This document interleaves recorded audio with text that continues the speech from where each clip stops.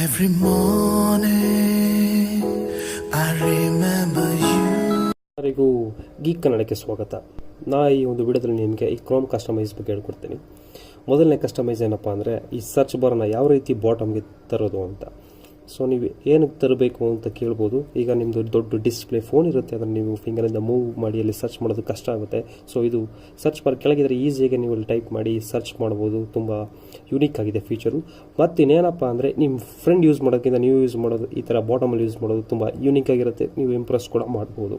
So ಈ feature ಪಡ್ಕೊಳ್ಳೋಕೆ ಏನು ಮಾಡೋದು ಅಂದರೆ ನಾನೊಂದು ಡಿಸ್ಕ್ರಿಪ್ಷನ್ ಬಾಕ್ಸಲ್ಲಿ URL ಕೊಟ್ಟಿದ್ದೀನಿ, ಅದನ್ನು ಕಾಪಿ ಆ್ಯಂಡ್ ಪೇಸ್ಟ್ ಮಾಡಿ.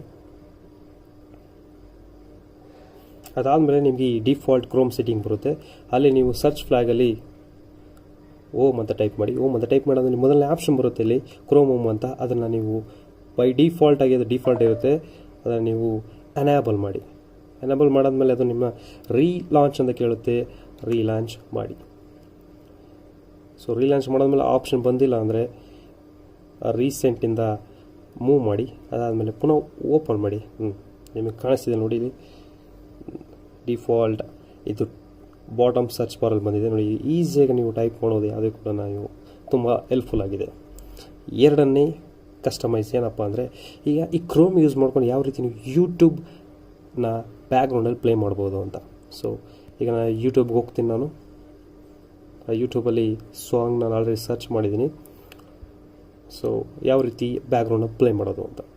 ಸೊ 3 ಡಾಟದಲ್ಲ ಅಲ್ಲಿ ಕ್ಲಿಕ್ ಮಾಡಿ ಈ ಡೆಸ್ಕ್ಟಾಪ್ ಸೈಡ್ನ ಎನೇಬಲ್ ಮಾಡಿ.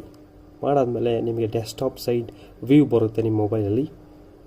ಬಂದಾದಮೇಲೆ ಆ ಸಾಂಗ್ನ ಪ್ಲೇ ಮಾಡಿ.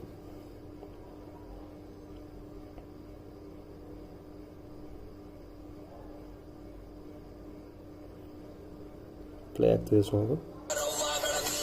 ಈಗ ನಾವು ಹೋಮ್ ಸ್ಕ್ರೀನ್ಗೆ ಹೋಗ್ತೀವಿ ನೋಡಿ. ಹೋಮ್ ಸ್ಕ್ರೀನ್ ಆದಮೇಲೆ ನಿಮಗೊಂದು ಆಪ್ಷನ್ ಬರುತ್ತೆ ಫ್ರಮ್ ಕ್ರೋಮಿಂದ, ಜಸ್ಟ್ ಪ್ಲೇ ಅಂತ ಕೊಡಿ. ಸಾಂಗ್ ಪ್ಲೇ ಆಗ್ತಿದೆ. ಇದು ಎರಡನೇ ಕಸ್ಟಮೈಸ್. ಈಗ ಮೂರನೇದು ಏನಪ್ಪ ಅಂದರೆ ಈ ಫೀಚರ್ ಪಡ್ಕೊಳ್ಳೋಕ್ಕೆ ನೀವು ನಿಮ್ಮ ಮೊಬೈಲ್ ರೂಟ್ ಆಗಿರಬೇಕು. ಸೊ ರೂಟ್ ಆಗಿದ್ರೆ ಮಾತ್ರ ಈ ಫೀಚರ್ ಪಡ್ಕೊಳ್ಳೋಕೆ ಸಾಧ್ಯ. ನೋಡಿ, ಈಗ ಕ್ರೋಮ್ ಪೈ ಅಂತ ಇದೆ, ಅದನ್ನು ಯೂಸ್ ಮಾಡ್ಕೊಂಡು ಈ ರೀತಿ ಶಾರ್ಟ್ಕಟಲ್ಲಿ ನೀವು ಮೂವ್ ಮಾಡ್ಬೋದು. ಈಗ ಟ್ಯಾಪ್ಸ್ ಮೂವ್ ಮಾಡ್ಬೋದು, ಮತ್ತು URLಗೆ ಹೋಗ್ಬೋದು, ಮತ್ತು ಈ ಇಗ್ನೈಟ್ ಮೋಡ್ನ ಆನ್ ಮಾಡ್ಬೋದು. ಲಾಟ್ ಆಫ್ ಫೀಚರ್ಸ್ ಇದೆ ಈ ಕ್ರೋಮ್ ಪೈಯಿಂದ. ಸೊ ಈಗ ನಿಮ್ಮ ಮೊಬೈಲ್ ರೂಟೆಡ್ ಆಗಿದ್ದರೆ ಜಸ್ಟ್ ಎಕ್ಸ್ಪೋಸ್ ಇನ್ಸ್ಟಾಲನ್ನು ಇನ್ಸ್ಟಾಲ್ ಮಾಡ್ಕೊಳ್ಳಿ. ಇನ್ಸ್ಟಾಲ್ ಮಾಡ್ಕೊಂಡಾದ್ಮೇಲೆ ಮಾಡ್ಯೂಲ್ಸ್ಗೆ ಹೋಗಿ, ಮಾಡ್ಯೂಲ್ಸಲ್ಲಿ ಡೌನ್ಲೋಡ್ಗೆ ಹೋಗಿ. ಡೌನ್ಲೋಡಲ್ಲಿ ನೀವು ಕ್ರೋಮ್ ಪೈ ಅಂತ ಕಾಣಿಸ್ತಿದ್ದಿಲ್ಲ, ಅದನ್ನೇ ಕ್ಲಿಕ್ ಮಾಡಿ. ಸೊ ಅದನ್ನು ಡೌನ್ಲೋಡ್ ಮತ್ತು ಇನ್ಸ್ಟಾಲ್ ಮಾಡ್ಕೊಳ್ಳಿ. ಇನ್ಸ್ಟಾಲ್ ಮಾಡಾದ್ಮೇಲೆ ಈ ಮಾಡ್ಯೂಲ್ಸ್ಗೆ ಹೋಗಿ, ಸೊ ಎನೇಬಲ್ ಮಾಡಿ, ರೀಬೂಟ್ ಮಾಡಿ. ಈ ಆಪ್ಷನ್ ನಿಮ್ಮ ಕ್ರೋಮಲ್ಲಿ ಬರುತ್ತೆ. ಈಗ ಮೂರನೇದು ಏನಪ್ಪ ಅಂದರೆ ಈಗ ನಿಮ್ಮ ಹತ್ರ ಇಂಟರ್ನೆಟ್ ಇರಲ್ಲ, ಏನೋ ಒಂದು ಸರ್ಚ್ ಮಾಡ್ತಾ ಇರ್ತೀರ. ಸೊ ಈಗ ಸರ್ಚ್ ಮಾಡಿರ್ತೀರ, ಅದು ಬರಲ್ಲ. ಸೊ ಇಲ್ಲೊಂದು ಆಪ್ಷನ್ ಕಾಣುತ್ತೆ ನೋಡಿ, ಡೌನ್ಲೋಡ್ ವೆನ್ ಆನ್ಲೈನ್ ಅಂತ. ಇದನ್ನು ಕ್ಲಿಕ್ ಮಾಡಿದ್ರೆ ನೀವು ನಿಮ್ಮ ಇಂಟರ್ನೆಟ್ ಇಲ್ಲ ಅಂದರೂ ಕೂಡ ನೀವು ಆಕ್ಸೆಸ್ ಮಾಡ್ಬೋದು. ಆಟೋಮೆಟಿಕ್ಕಾಗಿ ಡೌನ್ಲೋಡ್ ಮಾಡುತ್ತೆ. ಯಾವಾಗ ಅಂದರೆ ನಿಮ್ಮ ಇಂಟರ್ನೆಟ್ ಕನೆಕ್ಷನ್ ಬಂದಾಗ. ಸೊ ಈಗ ನಾನು ಇಂಟರ್ನೆಟ್ ಕನೆಕ್ಷನ್ ಆನ್ ಮಾಡ್ತಾಯಿದ್ದೀನಿ.